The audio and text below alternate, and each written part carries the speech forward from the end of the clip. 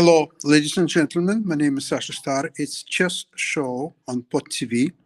And our guest today, Grandmaster Mikhail Marin, with his wonderful wife Maria. Welcome to the show. Hello, Sasha, and good luck in your game. Thank you so much. And great to have you as always. And we have Jim Eid from Eid Foundation. Welcome to the show, Jim.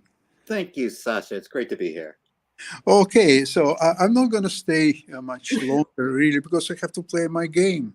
I know what I'm going and it could be considered cheating if you come drop by, you know. Yes. Actually, I'm sitting in the Skittles room. Ah. So you can see it's now empty because everybody is in tournament hall fighting it out. We had World Championship is over. Ding Liren is a new world champion, as we know. And just one question before I leave to both of you or three of you. Do you think that the quality of chess in additional rapid games was higher than in normal time control games? Mikhail, what do you think? No, I wouldn't say it was higher, but I think that Ding changed his policy, let's say, his global strategy. Because, for instance, the games with white are very important, no? Because you try to break this drawish tendency, which is threatening chess. It had been threatening chess 100 years ago. Of course, everybody periodically says that it's chess is dead because of draw, no? But so anyway, the games with white are very important because with black, you know the theory. You just look at him and say, what do you want to do here? And I think that Ding probably Nepomniachtchi was in better shape, and maybe he's the stronger player at this moment. Ding was very strong. I cannot say exactly, some 3 years ago. I think that 3 years ago that was the moment for Ding to become a candidate and to challenge Carlsen. Now I think he plays less strong than then, but he was more clever than Nepo. And Nepo has an intuitive style, and he can answer move to move. He plays quickly, he feels things. But Ding played in such a way, especially with white. Actually, he had two directions. One of them was to play very boring chess. Something like e3 on the third move or bishop f4.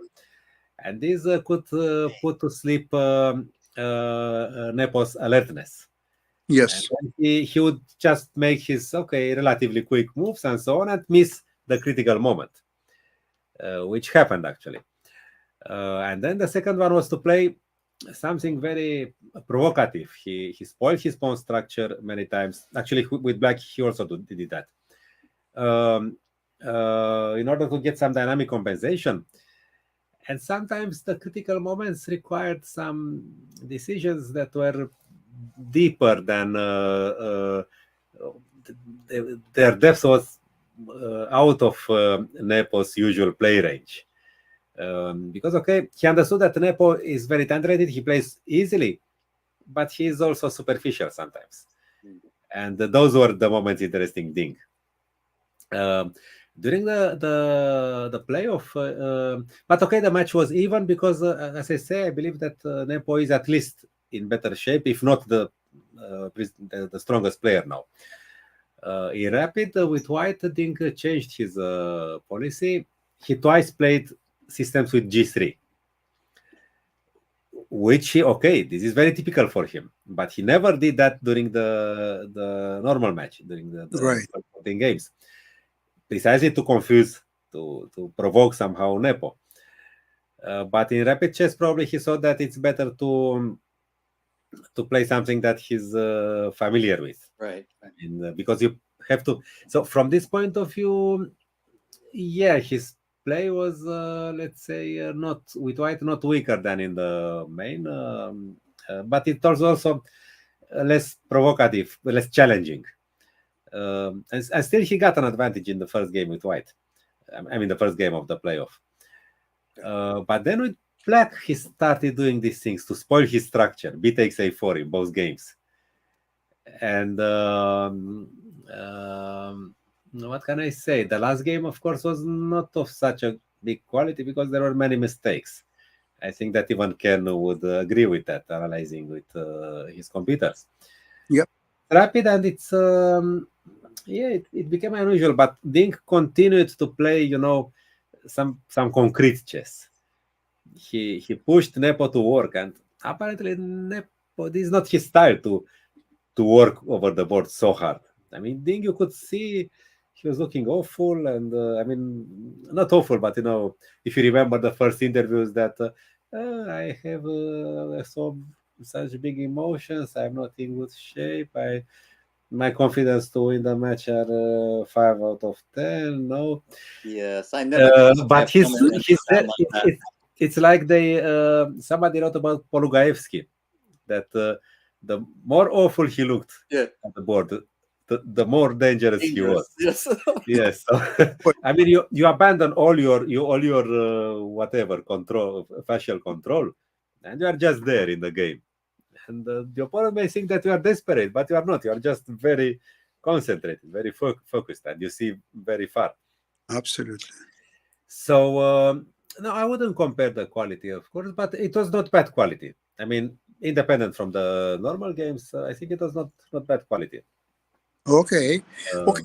Before you will respond, unfortunately I have to leave you. Okay. Back with the show and see you next week. Okay. Please play better than them. Thank you. Good luck, Sasha. Okay, Sasha is playing in the Collingwood Chess Festival in Ontario, Canada. And we've had a guest on, Milan Soberec, who's talked about the festival in the past. And it's starting out, it's the second year of the tournament, and he compares it to Tilburg, which started out very small and grew.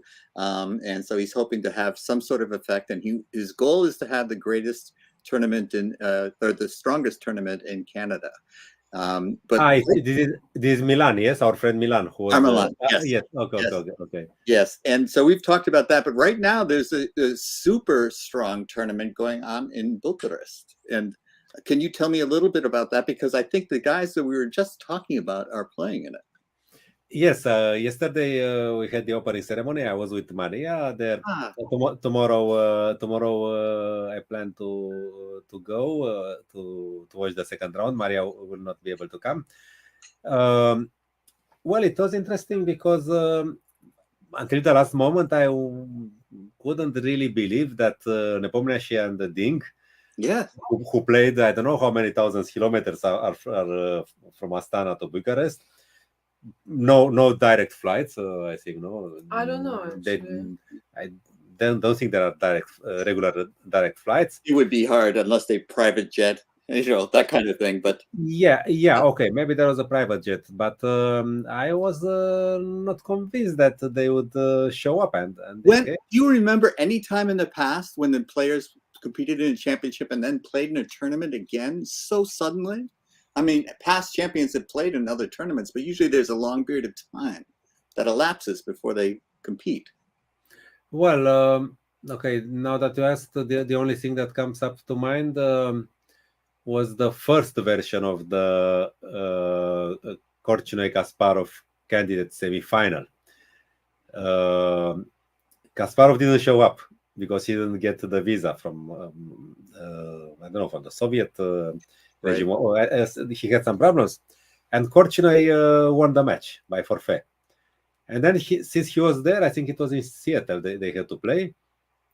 Since he was there, he started playing in an open that they made at that time.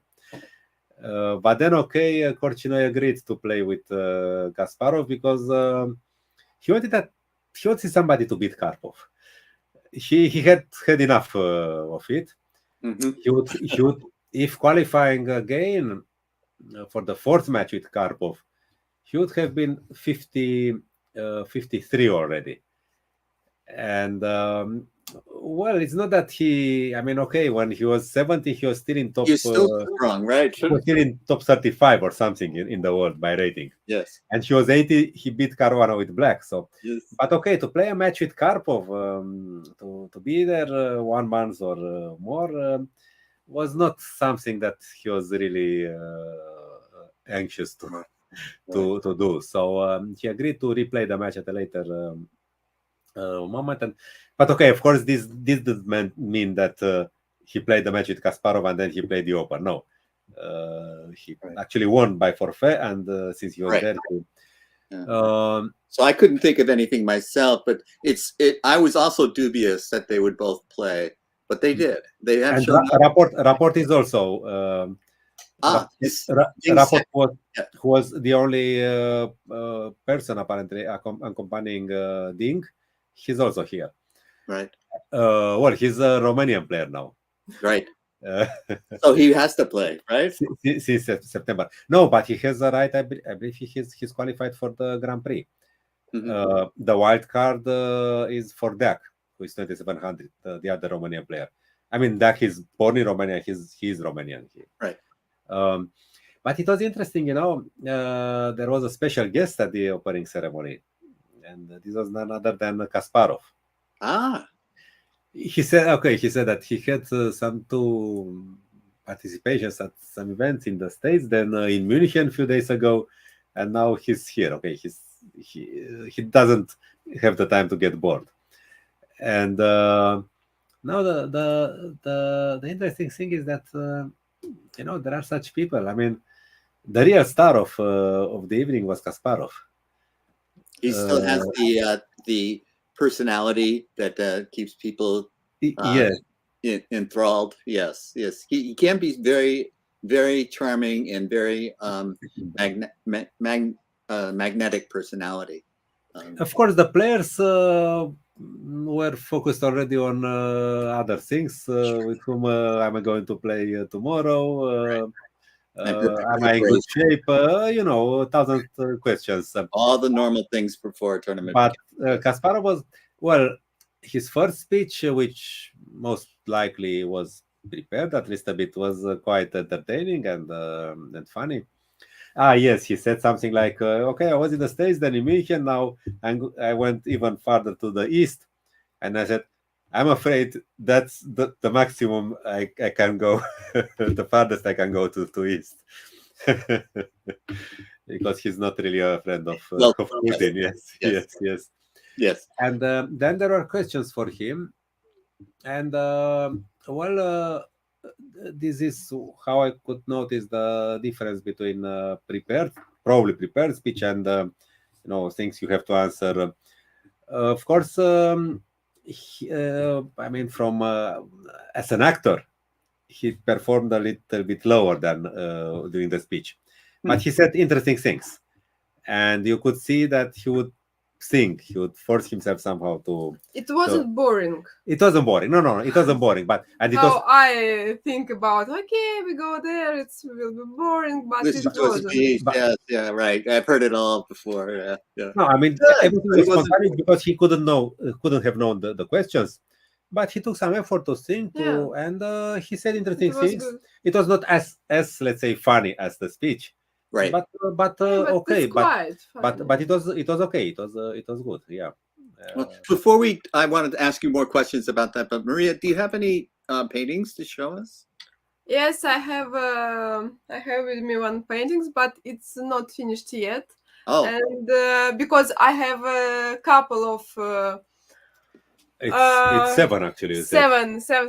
Seven paintings in the process, and no one is finished. But that's so this one I love more. My goodness! It's just about one girl who play with herself with the mirror. My producer is asking me to rate this show PG. Okay.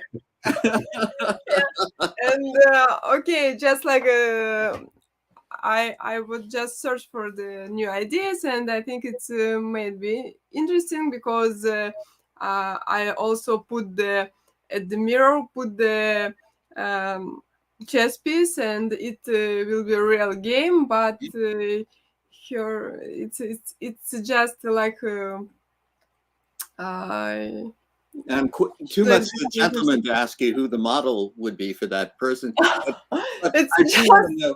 I'm from the internet, and I don't know who is the girl, because I change her body, her face, of course. her That's what Photoshop hairstyle is for. also, and then it's just In short, it's just another girl. It's a universal character, an archetypical woman. But I think that it's fascinating to me that you're working on multiple pieces at once, because I wonder if that's common for an artist such as yourself to do that, or do you usually focus on one piece at a time before moving on? I can do that because I have to Wait. to put the color, and after that I need to wait for the drying, and then I have a couple of days or maybe more, and I just wait for the paintings, and I start something else, because That makes perfect sense to me. the time. But I don't remember any situation when you had 7 paintings in the doing. Yeah, because the 2 of paintings which is I started, I think, a month or maybe more ago, I just it's so big, and I need I need the time which is when I prepare so very well for the finished it, because I start so beautiful, and then She I doesn't want to just spoil it. Yes. it's Yes. very it's I also notice in my creative aspects, I have what I call fertile periods and fallow periods. Sometimes I'm just bustling with ideas, and sometimes it's hard for me to generate a single idea. Yes, it's true. Sometimes I just sit and think, and I with my sketchbook, and I have no idea. And then I have one trick. I start to paint a horse. Huh? Just get started. It's like writing. I say, you're looking at a blank screen, just start typing. No, because I love horses, and I can to find a photo, and it's already beautiful painting, because if you have a job done, it's okay. It's horses always beautiful. You Can't go have wrong. nothing to create. You have Yeah. nothing. Just the horse. Just a horse. I You should remember. paint a horse playing chess in a mirror. It's too hard for me. I remember I saw an American comedy long time ago, 35 years ago. Some guy, I have a lapsus now, the actor, he's a known comedian. He and his wife, they buy some farm because he's a writer and he needs inspiration. Yes. And the first, everything beautiful, you can hear the birds chirping and so on. He sits by his, there were no computer then, it was just the typing machine, yeah. And he writes the title of the book. He writes first part, the first part, first chapter, and then he starts to write the text, and he writes and falls asleep. It's also a good idea. Yes. It was a dark and stormy night. You can't. Yes. Yes. So, do you have any? I noticed that in this tournament, just to segue back into the tournament, I noticed that the French Grandmaster won it last year, right? And he's playing again today. Vachier. This week, this tournament, yeah. Vachier. Yes. Yeah, I think he won. Yes, but I'm not sure which is the system, because it's not that they invited him because he's the last year winner, because there's not a tournament of its own. It's this circuit. I think it's 6 or how many tournaments? 5, 6 tournaments. There are a number of players with the right to play, and so actually in each tournament 9 qualified players would play, and there is also so it's this series. It's one of the series. Yeah, each player will have 1 or 2 tournaments off. So you play 4 out of 5 or 6, I don't remember now how many. So 9 qualified players in each tournament, plus the wild card, the organizers like DAC, for instance, in Romania. Yes, I noticed that Superbet was in the title. And can you tell me what that means or why that they call it Superbet? well, we had elections for the federation's presidency, and all the committees. I don't remember when it was, maybe 2 years ago. I think. Yes, after their first successful Superbet tournament, because they were the sponsors. And the president, the elected president is this Ungureanu. What's his first name? I don't remember. No, he's a very fine person. He has I think he has an important job in Superbet, and he won the elections, and they did some things, some good things. Last year, for instance, Rapport. He brings a report. He brings. Actually, they started a discussion during the last year tournament, because Rapport said that he's unhappy with the Hungarian Federation. I don't want to comment. I mean, I don't have anything. I understand. But it's what he said. I mean, okay, and then I knew that he wants to become Romanian, and in September he moved to Romania, actually, because he used to live in Serbia. Which is his wife's home. And shout out to the Serbians who have experienced some gunfire and some shootings. So, for instance, now they also brought on the Romanian list Shevchenko, Kirill Shevchenko. He's 19 or 20 years old, and he came close to win the European championship. Right. He came second. So he will be 27 very soon.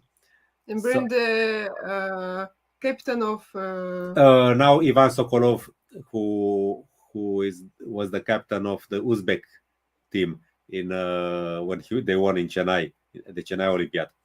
He's now the Romanian coach of the Romanian men's team, and I just found out yesterday that Alexander Motilov, strong Russian grandmaster, he doesn't play so much now, but he's known because he has been the coach of the Russian women team at Olympiads, and so I know that he also asked for a Romanian not citizenship but residence. So I'm not sure if how he will. He on the FIDE list, he's still a FIDE player. I mean, a Russian player, right, but right. Shevchenko and the Rapport, they are Romanian players already. So, is this because the Romanian Federation is being good to these players? Is there an attractive quality to the Romanian Federation now? The way I see it, okay, there are actually 3 different entities. One of them is Superbet. The president of the Romanian Chess Federation is from Superbet, and they are sponsor of the which federation. Is a big attraction, right? There is also the strongest team, which is also sponsored by Superbet in our national championship. I mean, they got all the best Romanian players, but also Rapport and all these guys. They are also playing. Rapport didn't play last year. But he was not a Romanian yet. He was just on the edge of becoming. And Uzbekistan has become a world power in chess, and you've got their coach. How does Superbet obviously wants to have very high performance. And besides that, get the best. They brought back Dieter Nisipeanu, because Nisipeanu, Nisipeanu is Romanian. He lives in Romania. Ethnically, he's half German. His mother is German, but he had some problems with the federation. I don't remember what it was, but for several years he played for Germany. Of course, his German is perfect. I mean, he speaks is like Romanian. It's like mother's tongue for him. But now they brought him back, and Nisipeanu, he was the European champion in 2005. But a strong player anyway, strong and original player. So now our team, if you look at it, it could be Rapport, Shevchenko, DAC. Rapport on the first board. These 2 guys, I don't know exactly how. Then we have Dieter Nisipanu, and suddenly only the fifth, probably it will be Lupulescu, I assume. But imagine Lupulescu used to be first board, and then when Dak became stronger. I'm sorry, you've just frozen on my screen. I don't know if that's everyone's experience. You also froze for us, but we heard you. Yes. Okay. So in any case, somebody. Oh, we're getting a comment. If I have trained any sports or acting celebrities. Well, my, let's call it, if I want to show my visit card, of course it's not something I do it often, but now that I was asked, I was a collaborator of Judith Polgar since 2000, I believe, maybe 2001, and I was her second at the 3 tournaments in 2005. Actually quite important tournaments for her because she had a break of 14 months. I think that's called name dropping. Yes. That's a very good name to drop. Yes, I mean, but it's real. I mean, okay. Yes, I know. I am not teasing. It's of course you work with very strong players, so that means you're in demand, which is also, you've been an author. Well established as a distinguished author. So these are things that, so I want to, because we're running out of time now, I want to ask you and my favorite in this tournament is Wesley So, because he's from the United States, a roundabout way, but in any case. But Caruana is also from the States. Yes. He's also American. Yes. I haven't really met Fabiano and spoken with him as much as I have with So I'm betting he's my favorite. Do you have a favorite, or do you have someone you think will win? Well, first of all, I yesterday realized how time has passed, because can you understand that from all these 10 guys, I only have played with one over the board, because welcome to my world. Earlier when I saw super tournaments, I have a draw with Anand, I have a draw with Carlsen, I lost twice to Karpov, I played with Korchnoi several times. Okay, but now I only played with Dak, and I didn't even play with all the Romanians from the tournament because I never met Rapport. Okay. I went to the U.S. Championship, years ago, and I would have played everybody there, or I knew everybody knew me. And then I went to a U.S. Championship just like 10, 15 years ago, and I hadn't played a soul. I hadn't played any of them. None of them knew me, who I was. So, this is just a fact that there's always a new generation coming up behind us. Because from France, for instance, I played with Spassky, I played with Bacro, I played with Fressinet, several times with Fressinet, actually. But with these guys, not.